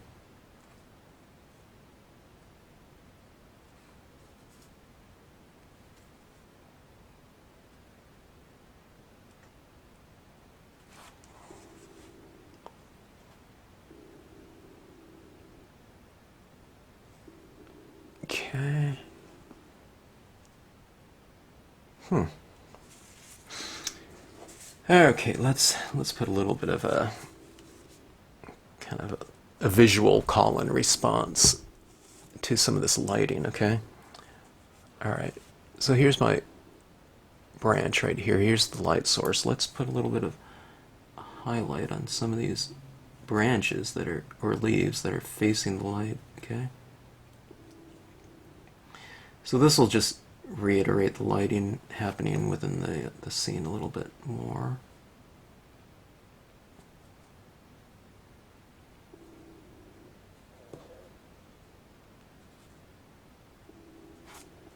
Okay, this one, the moon is underneath the branch, so I'll bottom light that branch, sorry. This branch right here. And leaves a few little highlights like so. It's turning a little bit more whimsical because I am putting kind of a lot of reflected light, so it's a little bit less ominous, but I think it looks pretty cool though. And maybe that's, you know, for the best. We don't have to have it looking all real super spooky or something like that. Okay, so I think that's it, except for that maybe pumpkin. I'm starting to wonder if I can add that in there or not effectively. I'd like to put it like right in the right on this lap or something like that. I don't think I want to make the head the jack-o'-lantern. Or I could put it like over here too. You know, like a pumpkin just sitting on the ground or something like that. Alright, but it's going to have to be really, really tiny. Gosh, I don't think I even have orange paper. I'll have to take a look. But I'll have to tone it out too a little bit so that it's just not like straight orange. We want it to be shaded just like everything else in here, so I'm going to have to figure that one out. And the size is going to be pretty crazy. It's going to be like less than I don't know, like an eighth of an inch or something like that, and I'll have to try to get the shape right. So I'll figure it out and add it in if I can. So we'll see how it goes. All right, I don't have paper. That's I don't know. That's my mistake that I made last time. I was thinking about with my scene. I was looking for some red paper to use, but I didn't really think about like magazines like this. Okay, I happen to have this right here, and it has these little pits in here, but maybe that'll be fine. But I thought that would be a good orange, maybe for my, or some of this could be a good orange for my piece. Actually, maybe not. Maybe some of that darker one in here. But let's see. I think the pumpkin would be about like this, maybe. Sitting right here. I can put it, see there's that little lasso right there. Or I can just have that little figure on there with a hand coming out like this. I can draw on the hand, and then the pumpkin would be on the hand like this. I can put like a hand coming out like this. Or just an arm, you know, where we can put a pumpkin up here. So, that being said, let's try to figure out what we can do here. And another thing, too, I went online, I was looking at some pictures of some pumpkins, and it occurred to me, well, maybe it's not...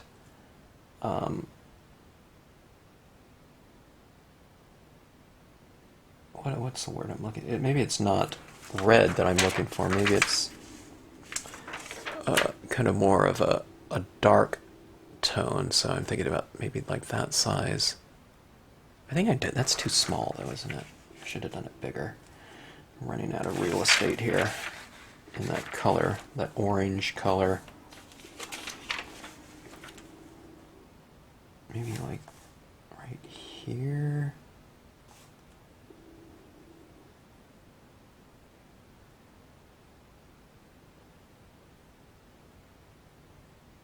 I should probably just cut it out instead of drawing in that little figure like that, because then I can have a little bit more to work with. Okay, so let's give this a try right here. This is a really old magazine cutout that I cut out. You tend to cut out these types of things really more so pre-internet. And you have this thing called an artist's morgue, okay? And it's where you just keep like a lot of source material for, you know, possible drawings in the future. So, I don't know, I kept that little coral reef in case I wanted to do a underwater type of series. And I can reference some things.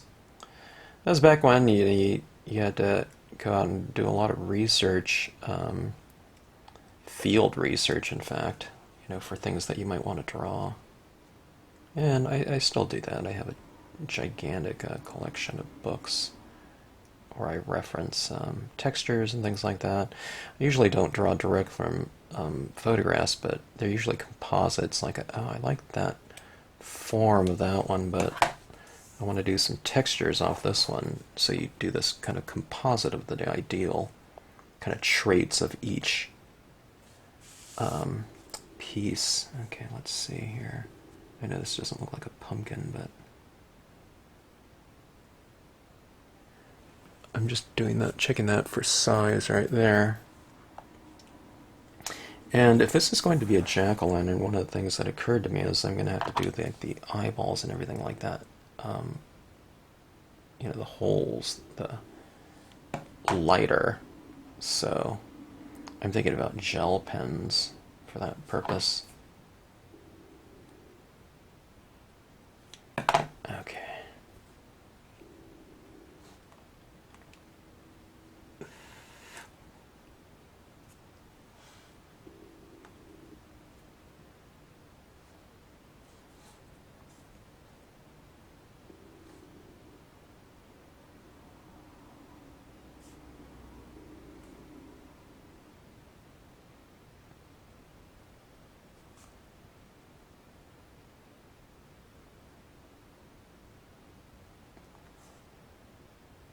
I think sticking to my finger here. Alright, I understand that this isn't compelling video, but I'll do this in a time lapse.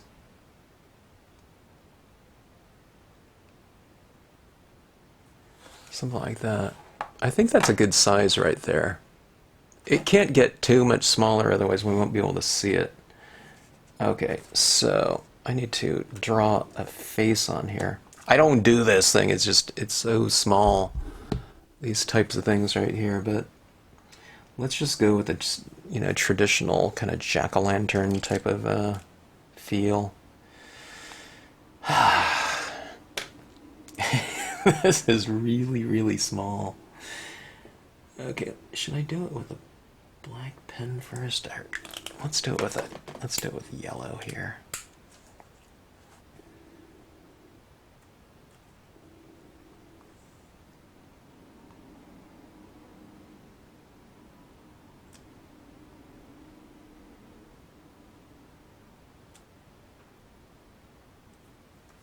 Alright, I need to go reference kind of a spookier pumpkin and see how we can do the face. I just smeared my eyeballs right there, but I'll work it a little bit. Alright. They were triangles, but I just like smashed them down. Let me try to reclaim that.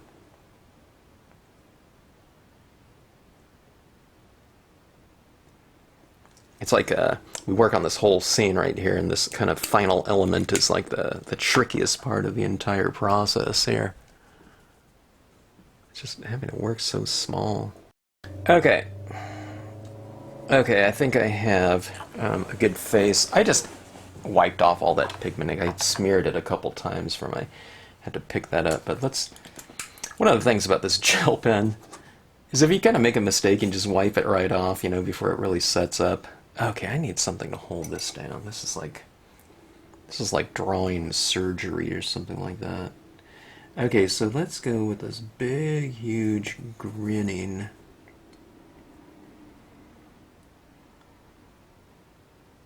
face, I think, if I can get this down here like this. I don't want it completely symmetrical, because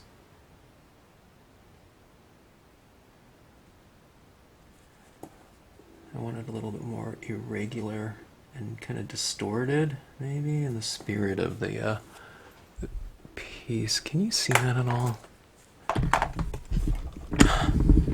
It's like the tiniest little detail I've ever added in anything. Okay, here we go.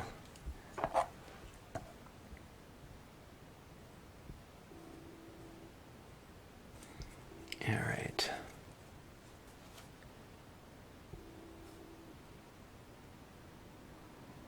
It's a good pumpkin color. It's like coral. Alright, so should we do triangles for the eyes or round? Let's go with traditional. Or try to at least. Or let's go with a little bit of a angled. Kind of.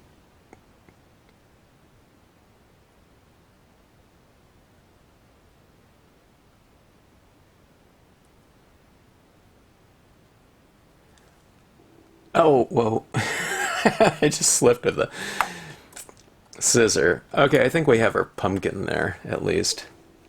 Gosh. I'll work it a little bit. It's a little bit, I don't know. It's a little bit too blobby, maybe, on the edges. Let me see if I can sharpen it up with a little bit of this. A little tiny jack-o'-lantern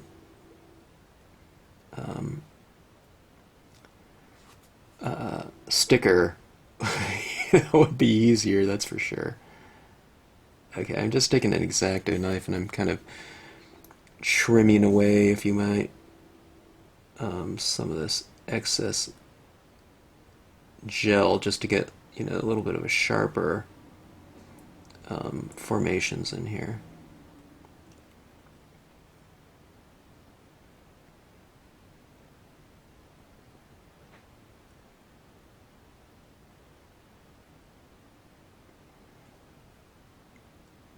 It's adding a little bit of variety to the Mark II, maybe.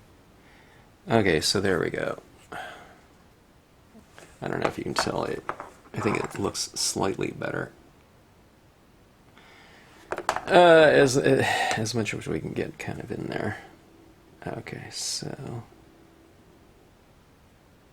gluing this down is going to be another thing too, without touching it too much. So fragile. Okay, let me see here. I'm not going to glue it down right now, but... Ah! Like it's not so wet.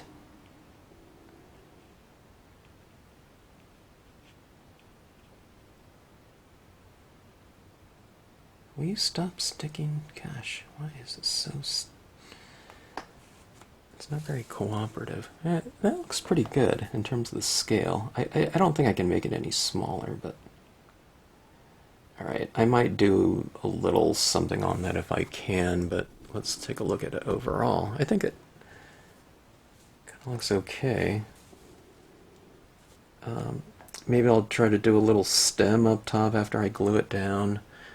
And maybe I don't know if I can make it glow a little bit around it. I might try to do something, but I'm definitely not going to touch this for a few minutes until it really sets up and dries. And do I want it on a hand? Kind of being held up like that? Or do I want it lower, sitting a little bit lower like that?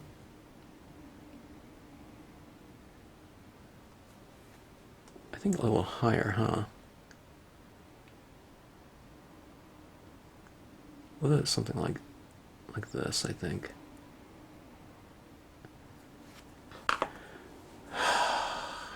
Yeah. Alright, so we're going to wait till it dries and we'll go from there.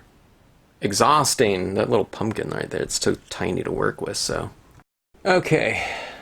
I haven't waited too long. It's just been a couple minutes, but when you're having fun, you just got to kind of finish it off. I don't know, I want to wait around for that to dry, but I have some just Elmer's glue here, and we'll try to put it behind there. And I think I'm going to try to do a little tweak on that figure as well. I'm not sure when stamping became surgery, but on this piece it seems to have happened. But, alright, so this figure's hand is on the lasso, so I'm just going to extend it out like this. Like their hand is now a little bit underneath the pumpkin, like so. And knowing where that pumpkin will go, let's see if I can just get a little dab of glue. I'll treat the X-Acto blade like, I don't think I'm going to use the X-Acto blade. I'm just looking around. I have my my scratch knife here for my stamp board. I'm just going to take a little bit of glue like that. I just scooped a little out like that, and I'll just put a little dab there. I'm not going to try to be perfect with this pumpkin because that the face is a little bit fragile at this point in time. You know, I can just kind of rub right over that gel and it just kind of scratches off, which allowed me to go in and, you know, modify it after the drawing, which is good, but, you know, now when I have to do a transfer of it, a little precarious. Alright, actually, maybe the X-Acto is not a good one here. Let me just take my pointed scratch knife here and use that like so.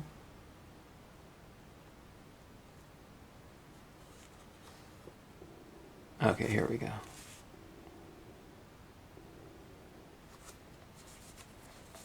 I need to be careful around right in here too, because this is real wet.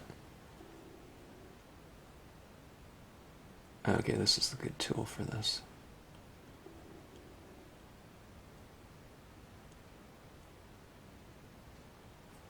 I think that's a good angle right there. Let's go a little bit lower. Like about like that.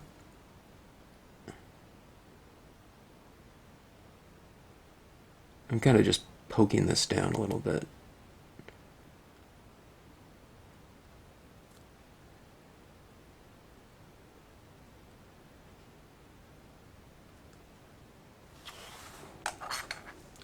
Let's see if we can't add a little stem to its head. If I do it in the Sharpie, it'll be a little bit more permanent, but let's do it in a, let's see if I can do it in the black gel. The black gel might be, I might be able to manipulate it on white paper. So let's go like this.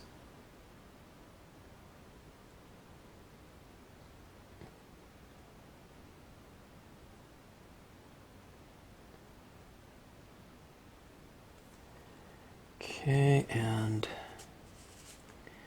let me see if I can go in there and enhance those eyes. You know how pumpkins have those little textured ridges too? So, what do you call those little grooves? Let me see if I can add a couple of those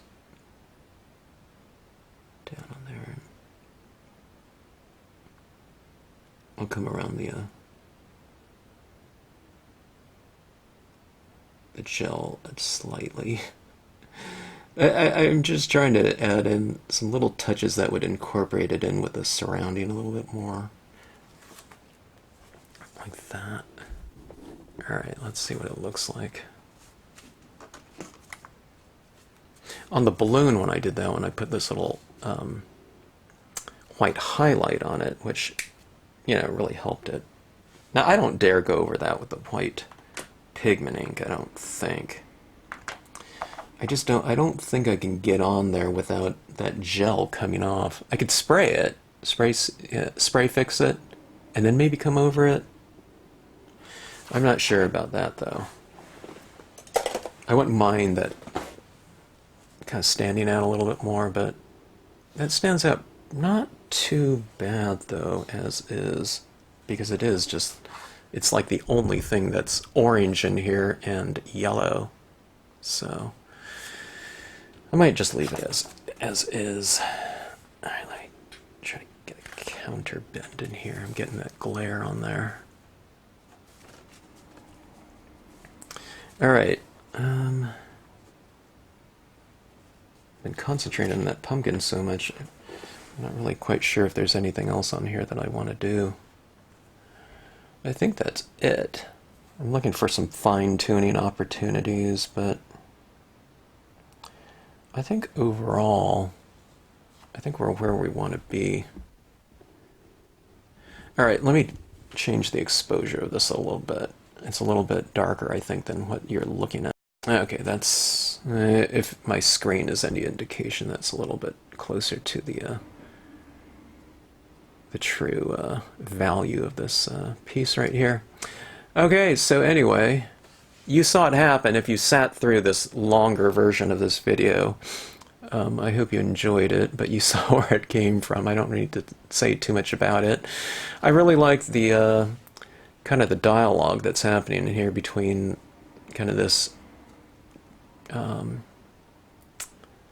diagonal kind of lighting that's happening in here. It's kind of a triadic thing. I don't know, this sort of little area is lit down here, but it's kind of, everything's kind of in this pyramidal type of thing between these three kind of personalities and thing, and I think the bridge has a certain personality to it as well, so fun stuff, and I really enjoy doing these types of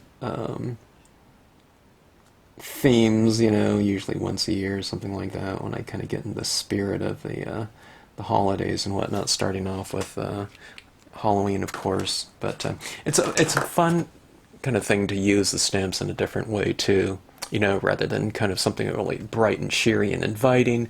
You know, you just change your color schemes around or something like that and just tweak your applications of certain media, and it just gives a, you know, the pieces a completely different kind of emotional feel to them, and you know, the setting kind of completely changes. So little fun little things like this with the gel pen. Instead of gel pen highlights, what do we have? We have eyeballs, you know, instead of kind of just this little light mist running off. It can kind of be kind of more of a, I don't know, kind of an ominous, you know, type of mist running in there. I don't think that mist looks scary or anything like that. I think it looks really, I don't know, something else, but you add this, you know, figure into the mist, and it, you know, that really changes things around. And of course, if you know, stamp out an object without a head, that'll certainly change the spirit of that piece as well. So anyway, so thanks for watching. Hope you enjoyed it. If you like this video, hope you like, share, and subscribe.